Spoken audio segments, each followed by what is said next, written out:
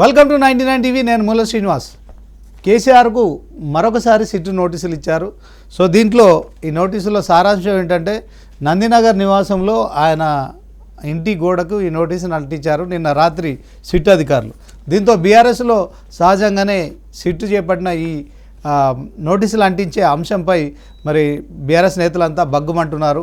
ఓవరాల్గా మరి గతంలో అంటే 3 రోజుల క్రితం ఇచ్చిన సిట్టు నోటీసుల్లో మరి కేసీఆర్ విచారణకు రావాలని సిట్టు అధికారులు పిలిచిన నేపథ్యంలో మరి ఖచ్చితంగా కేసీఆర్ అయితే నేను మాజీ ముఖ్యమంత్రిగా ప్రతిపక్ష నేతగా ఖచ్చితంగా సిట్టు విచారణకు సహకరిస్తా అటెండ్ అవుతానని చెప్పారు. అదే క్రమంలో ఇప్పుడు మున్సిపల్ ఎన్నికలు జరుగుతున్నాయి కనుక ఈ మున్సిపల్ ఎన్నిక ప్రక్రియ ముగిసిన తర్వాత నేను విచారణకు హాజరవుతాను, అది కూడా నందినగర్ నివాసంలో కాదు ఎర్రవెల్లి ఫామ్ హౌస్లో వచ్చి నన్ను విచారణ చేసుకోవచ్చు, మీకు చట్టంలో ఆ వెసులుబాటు ఉందని చెప్పి కూడా ఆయన రిప్లై ఇచ్చారు. సో దానికి సిట్టు అధికారులు మరొకసారి ఈ నోటీస్ ఇవ్వడం అయితే ఇప్పుడు బీఆర్ఎస్ కాంగ్రెస్ల మధ్య మాత్రం మరొకసారి రాజకీయ దుమారం లేపుతోంది.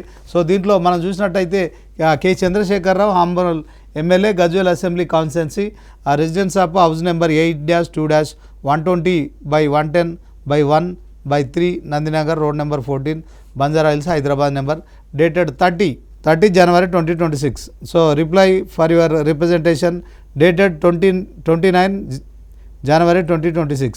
సో ఈ notice under section 160 CRPC dated 28 January 2026.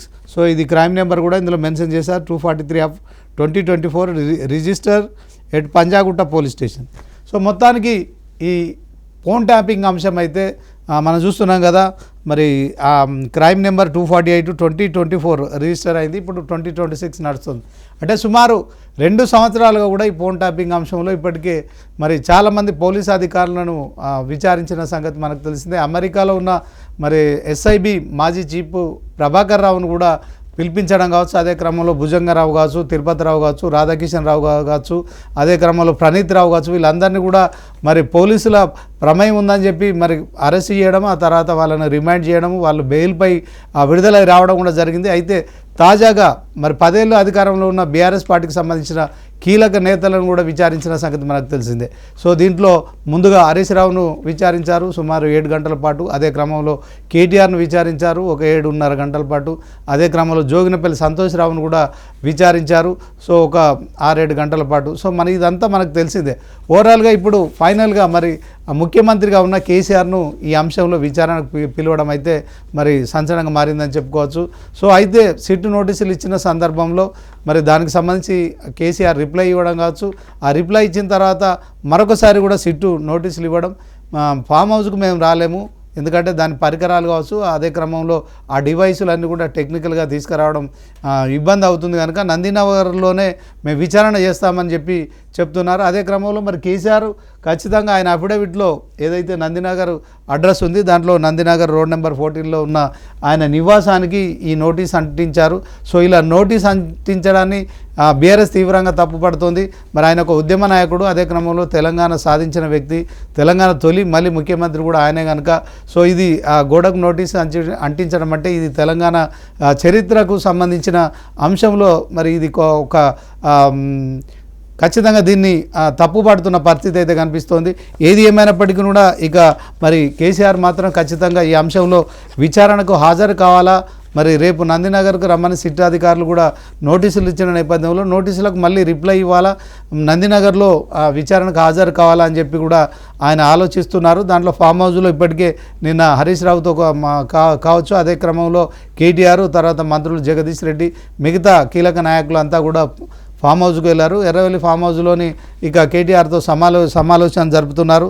So ముఖ్యంగా ఇందులో కేసీఆర్ మరొకసారి ఎర్రవెల్లి ఫామ్ హౌస్కు రమ్మని చెప్తున్న నేపథ్యంలో సిట్ అధికారులు నందినగర్లోనే విచారణ చేస్తామనడం కావచ్చు, న్యాయ నిపుణుల సలహా తీసుకుంటున్నట్టు తెలుస్తోంది. సో మొత్తానికి సిట్ అధికారులకు మరి కేసీఆర్ ఏం సమాధానం ఇస్తారనేది మాత్రం మరి సస్పెన్స్గా మారిందని చెప్పుకోవచ్చు. ఇదే అంశంలో మరి ఇక రేపు విచారణకు వెళ్తే ఓవరాల్గా రాష్ట్ర వ్యాప్తంగా బీఆర్ఎస్ పార్టీ సహజంగానే నిరసనలు చేపడతారు, దాంట్లో ఎలాంటి సందేహం లేదు.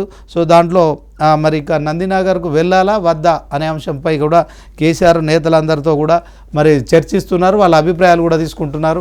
ఇదే క్రమంలో మరి ఈ అంశం కేవలం సిట్కు అలాగే దాంట్లో ఫోన్ ట్యాపింగ్ అంశంలో విచారణతో పాటు రాజకీయంగా కూడా కొన్ని అంశాలు ముడిపడినట్టు కూడా స్పష్టంగా తెలుస్తుంది. తెలంగాణ సీఎం రేవంత్ రెడ్డి దావోస్ పర్యటనకి వెళ్ళారు. 4 రోజులు మరి ఇక అక్కడ ఏదైతే సమ్మిట్లో పాల్గొన్న సంగతి మనకు తెలిసిందే. సో ఈ దావోస్ వెళ్ళిన రేవంత్ రెడ్డి అక్కడి నుంచి అక్కడికి ఇక మరొక 5 రోజుల పాటు కూడా ఆక్స్ఫర్డ్ యూనివర్సిటీలో ఆయన మరొక 5 రోజుల పాటు 21వ సెంచరీకి సంబంధించి లీడర్షిప్ కార్యక్రమంలో పాల్గొన్నారు. ఇక నిన్నటితో ఆ కార్యక్రమం కూడా పూర్తయిపోయింది.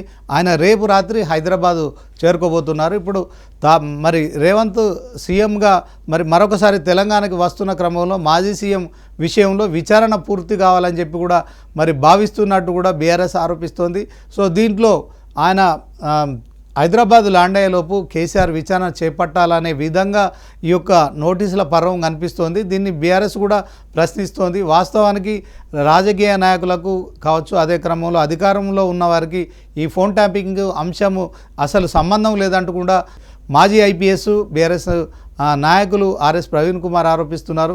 సో దాంట్లో మరి ఇది కేవలం డిపార్ట్మెంటల్గా జరిగేదే, ఇది లీగల్గా జరిగేదే. దీంట్లో ముఖ్యమంత్రి మరి ఫోన్ నెంబర్లు ఇచ్చి ట్యాపింగ్ చేయమని చెప్పరు. సో దీంట్లో ఇది డిపార్ట్మెంట్గా జరుగుతున్న అంశం కనుక దీంట్లో మాజీ మంత్రులను విచారించడం తప్పు. అదే క్రమంలో ముఖ్యమంత్రిని కూడా ఈ అంశంలో పిలవడం తప్పని కూడా వాదిస్తున్న నేపథ్యంలో ఓవరాల్గా సిట్ అధికారులు అయితే చాలా ఈసారి మాత్రం నందినగర్లో విచారించడానికి మరి పట్టుబట్టినట్టు స్పష్టంగా తెలుస్తుంది. ఎందుకంటే ఇప్పటికే మరి మాజీ సీఎం కేసీఆర్కి నోటీసులు ఇచ్చిన తర్వాత ఆయన ఇచ్చిన రిప్లై కూడా ఆయనకు ఒకసారి వెసులుబాటు కల్పించారు. కానీ ఈసారి రేపు 1వ తారీఖు అంటే మధ్యాహ్నం 3 గంటలకి ఖచ్చితంగా మరి ఈ నందినగర్ నివాసంలో కేసీఆర్ విచారణకు హాజరు కావాలని చెప్పి రెండోసారి ఇచ్చిన నోటీసుల్లో స్పష్టం చేస్తున్నారు. ఇదే క్రమంలో ఆయన నోటీసులకు స్పందించకుంటే లీగల్ కూడా చర్యలు తీసుకుంటామని కూడా మరి హెచ్చరిస్తున్న పరిస్థితి అయితే మనకు స్పష్టంగా కనిపిస్తోంది.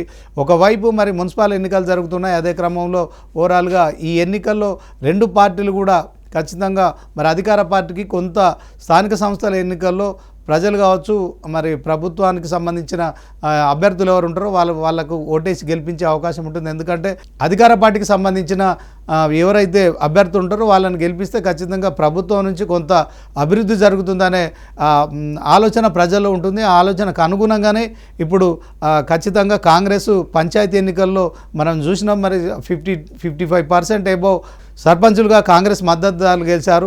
అదే క్రమంలో ఇప్పుడు మరొకసారి పార్టీ గుర్తులతో జరుగుతున్న ఈ మున్సిపల్ ఎన్నికల విషయంలో కూడా మరి మున్సిపాలిటీలో కావచ్చు, కార్పొరేషన్లో జరుగుతున్న ఈ ఎన్నికల్లో కాంగ్రెస్ ప్రభుత్వానికి మరి మేజర్గా అభ్యర్థులు గెలిచే అవకాశం ఉంటుంది కనుక మరొకసారి మరి ప్రధాన ప్రతిపక్షంగా ఉన్న బీఆర్ఎస్ పార్టీ కూడా పట్టణాలలో కొంత గతంలో మరి అసెంబ్లీ ఎన్నికల్లో కావచ్చు, అదే క్రమంలో మున్సిపాలిటీలో కావచ్చు సో మేజర్గా ఎక్కువ సీట్లు గెలుచుకుంది. అదే క్రమంలో మొన్న 2023లో జరిగిన ఎన్నికల్లో కూడా రూరల్ కంటే అర్బన్లో బీఆర్ఎస్ పార్టీ ఎమ్మెల్యేలు గెలిచిన సంగతి మనకు తెలిసిందే.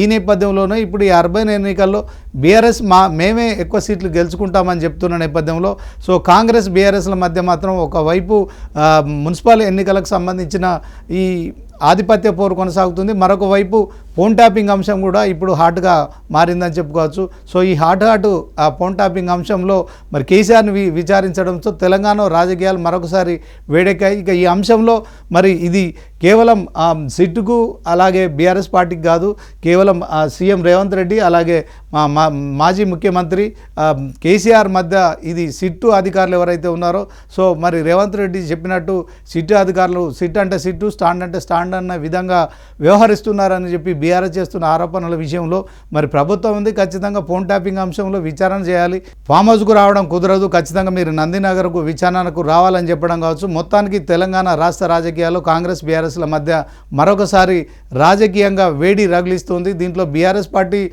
మరి తీసుకున్న నిర్ణయం ఎలా ఉంటుందనేది మాత్రం ఆసక్తికరంగా మారిందని చెప్పుకోవచ్చు.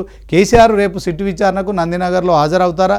ఇదే క్రమంలో మరి ఎర్రవెల్లి ఫామ్ హౌస్లోని విచారించాలని ఆయన రిక్వెస్ట్ చేస్తున్న ఆ రిక్వెస్ట్ను కూడా మరి సిట్టు తోసిపుస్తుంది. అదే క్రమంలో మీరు అఫిడవిట్లో ఈ అడ్రస్ ఇచ్చారు కనుక నందినగర్లో విచారణ చేస్తాము, మేము ఫామ్ హౌస్కు రామని చెప్పి చెప్తున్న నేపథ్యంలో 2 పార్టీల విషయంలో మరి విచారణ ఎలా కొనసాగుతుంది, దీంట్లో ఫోన్ ట్యాపింగ్ అంశంలో ఇప్పటికే 2 సంవత్సరాలు కూడా కొనసాగుతున్న నేపథ్యంలో దీనిపై సుప్రీంకోర్టు కూడా మరి ఎన్నాళ్ళు విచారిస్తారని చెప్పి కూడా మరి మొట్టికాయలు వేస్తున్న పరిస్థితి అయితే కనిపిస్తోంది. ఇదే క్రమంలో రాష్ట్ర ప్రభుత్వం కావచ్చు, తర్వాత మరి ఈ ఫోన్ ట్యాపింగ్ చేస్తున్న అధికారులు కావచ్చు, మరి కేసీఆర్ రిక్వెస్ట్ని ఎలా తీసుకుంటారు, దీంట్లో ఈ సస్పెన్స్ రేపు మధ్యాహ్నం వరకు అయితే కొనసాగే పరిస్థితి ఉంది. దీంట్లో మరి ఇక ఖచ్చితంగా ఒకవైపు ఎన్నికలకు సంబంధించిన ప్రక్రియ ఒకవైపు హాట్ కొనసాగుతున్న నేపథ్యంలో ఫోన్ ట్యాపింగ్ అంశం కూడా ఈ రాజకీయాన్ని మరింత వేడెక్కిస్తుంది.